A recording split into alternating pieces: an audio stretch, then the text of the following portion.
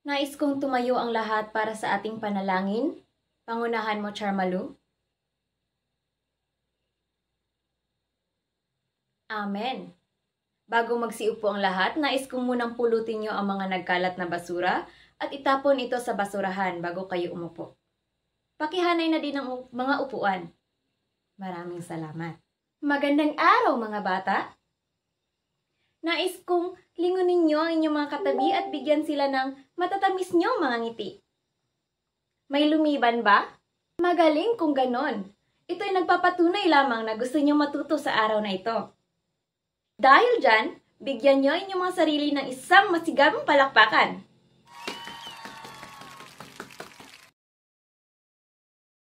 Sa pagsisimula ng ating aralin ngayong araw na ito, hindi lang kayo magiging isang simpleng estudyante. Kayo rin ay magiging isang manlalakbay. At ako ang inyong magiging tour guide. Kaya makinig ng mabuti at makilahok nang hindi kayo maiwan sa biyahe. Kaya tara na, basahin ang ating aguhon. Pakibasa.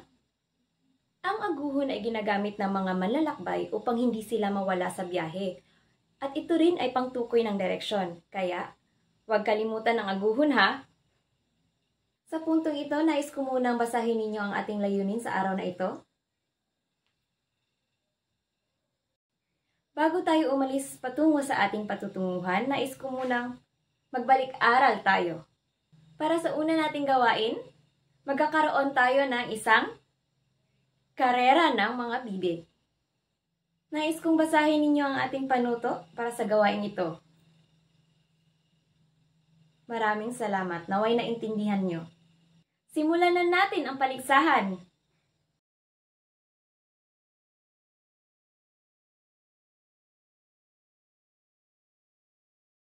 Ang unang nanalo sa ating paligsahan ng mga bibe ay si Ivy. Pakibasa ng pangungusap at sagutin kung anong tayutay ito, Ivy. Magaling! Tama ka dyan. Tama ang naging sagot ni Ivy. Dahil ginagamitan ito ng mga salitang tila, tulad, parang, katulad ng, o iba pang mga salitang naghahambing. Kaya ang sagot ay pagtutulad. Simulan na natin ulit ang paligsahan.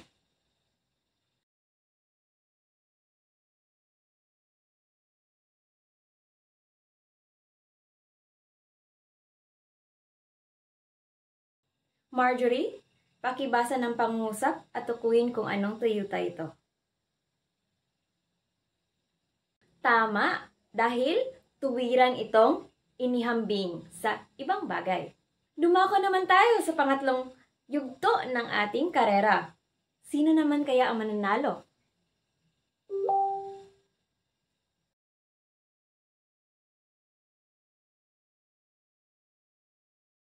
Gretchen, pakibasa ng pangungusap.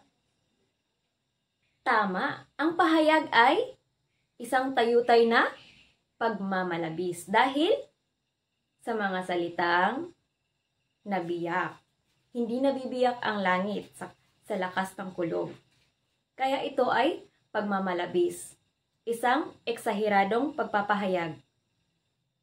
Pang-apat na yugto na tayo. Sino kayang mananalo?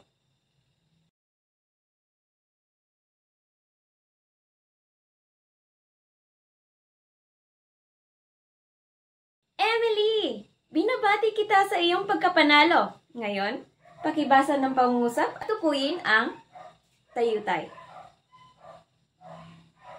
Tama, ito ay pagsasa-tao. Panghuling yugto na ito. Sino kaya ang mananalo?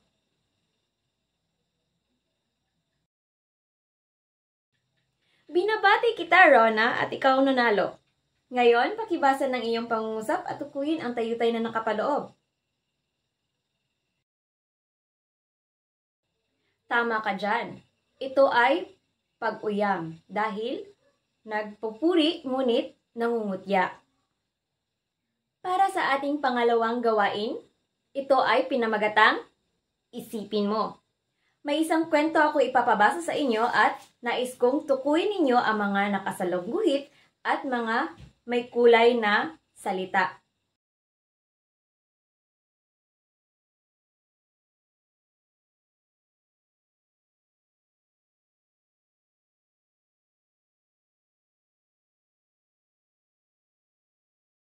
Ano ang iyong mga napansin? Michael?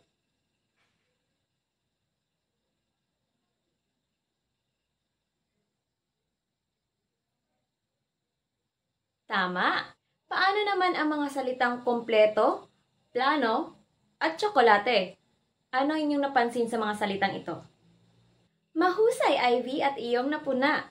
Ang mga salitang sinalungguhitan ay merong ponemang segmental na may 3 uri. Ito ay diptongo, cluster, at pares minimal. Sa puntong ito ay ipapangkat ko kayo base sa kulay ng inyong mga name tag. Bago kayo pumunta sa inyong mga pangkat ay nais ko munang basahin ninyo ang ating panuto sa gawaing ito. Pakibasa ng ating panuto. Naway naintindihan ito at pwede na kayong pumunta sa inyong mga pangkat. Ako'y labis na natutuwa dahil sa inyong mga partisipasyon. Ngayon ay dumako na tayo sa ating pagtatalakay. Liza, basahin mo. Salamat, Liza. Ang ponemang segmental ay may 3 kahariang kinasasakupan na pinapamahalaan ng 3 hari na may iba't ibang alituntunin. Kaya dumako tayo sa unang kaharian, ang kaharian ng diptongo. Kung tanggapin ang mga salita bilang kaisa sa kaharian, may pinapatupad na alituntunin si Haring Diptongo. Pakibasa ang mga alituntunin.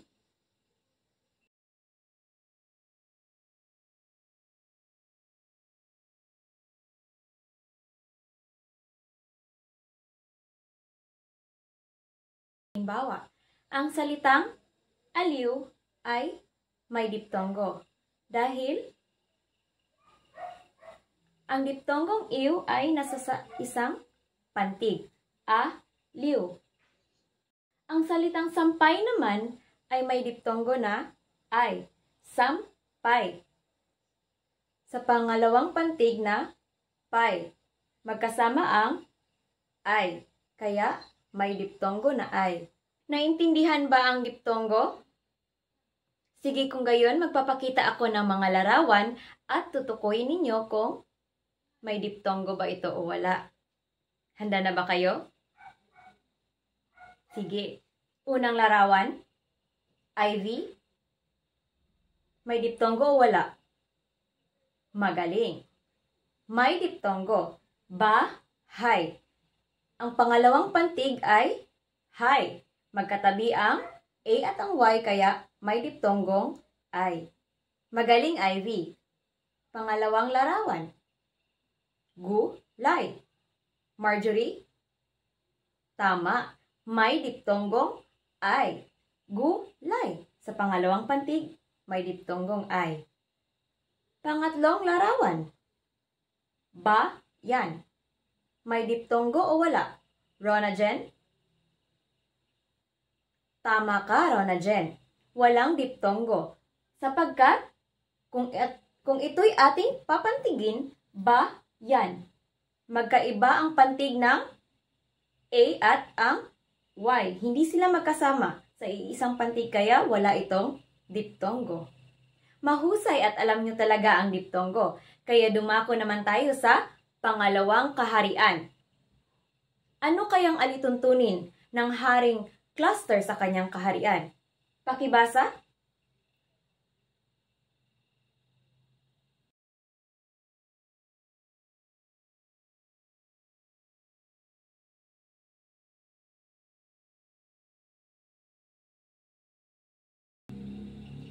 Gayong nabasa nyo na ang cluster, ano ang inyong mga napuna?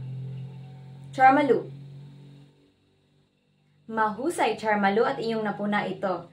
Ang cluster ay kadalasang natatagpuan sa mga salitang banyaga o mga hiram na salita, katulad na lamang ng blusa, plano, pluma, kahit sa salitang cluster. Magkatabi ang katinig sa iisang pantig. Magaling. Sino pang makapagbibigay ng mga halimbawa? Antonio. Magaling. Pagkat nasa iisang pantig ang dalawang katinig.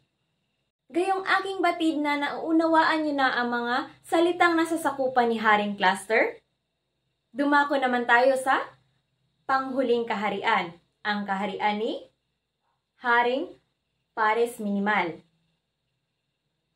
Kung gayon, nais kong basahin ninyo ang mga pinapatupad na alituntunin ni Haring Pares Minimal. Si Haring Pares Minimal ay tatanggapin lamang sa kanyang kaharian ang mga salitang magkapareho na magkapareho ang kapaligiran, ngunit maliban sa iisang letra na siya nagiging dahilan upang magbago ito ng kahulugan. Halimbawa, uso, oso. Ang uso ay mga napapanahon na bagay. Ang oso naman ay isang uri ng hayop. Naging pares minimal ito dahil sa pagbabago ng salitang oso at uso. Yung salitang o letrang U at O sa unahan ng mga salita. Kaya nagbago ito ng kahulugan. Kaya ito'y naging pares minimal. Ang salitang iwan at ewan. Iwan na, iwan mo na siya. At ewan na, hindi mo alam. Naging pares minimal ito dahil ang letrang I ay pinalitan ng I na siyang dahilan na pagkakaroon ng ibang kahulugan. Pares minimal. Sa puntong ito, magkakaroon naman tayo ng isang gawain na siyang pinamagatan nating pasahan ng repolyo. Pakibasa ng ating panuto para sa ating gawain. Salamat. Huminto kay Ruth! Sige Ruth, magbigay ka ng halimbawa ng pares minimal. Pala at bala. Magaling! Magsimula tayong ulit. Huminto kay Sarah. Magbigay ng halimbawa, Sarah. Magaling! Muling ipagpasahan ang ating repolyo. Michelle. Tama ka, Michelle. Ang mga pares minimal ay mga salitang magkapareho na magkapareho ang kapaligiran, ngunit maliban sa iisang letra ng salita.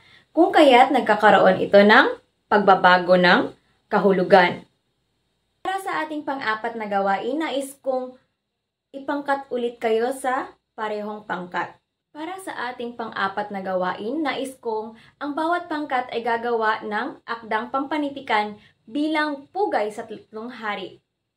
Ang inyong magiging masining na gawa ay ating ihahandog sa kanila bilang pasasalamat.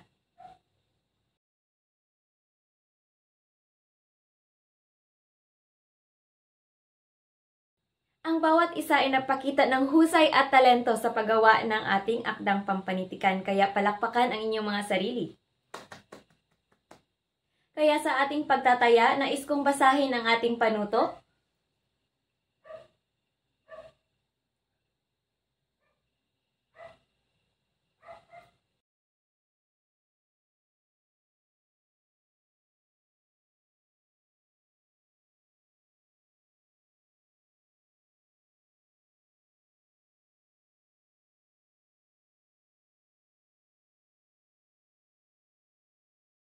Para sa ating takdang aralin, sa isang buong papel, nais kong isulat ninyo ang inyong paboritong OPM sa harap at sa likod, maglagay ng tatlong hanay, isa sa diptongo, pares minimal, at cluster. Isulat ninyo kung ano ang mga ponemang segmental na nakapaloob sa kanta. At ito ang ating magiging pamantayan sa takdang aralin natin.